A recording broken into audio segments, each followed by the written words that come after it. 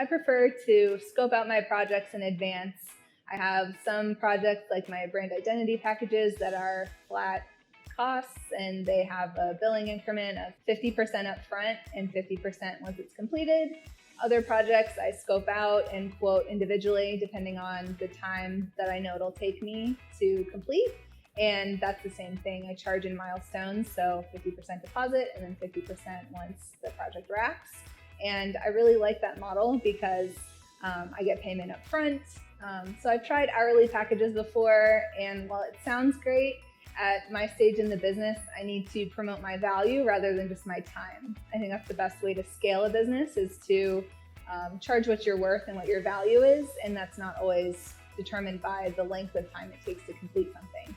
So I prefer to set up packages that bill 50% in the beginning, 50% once the project's done, and that way there's transparency for what the project is going to take and how much it's going to cost, as well as what they're going to receive in the end. So it's a really straightforward way to price, and I haven't had any complaints so far.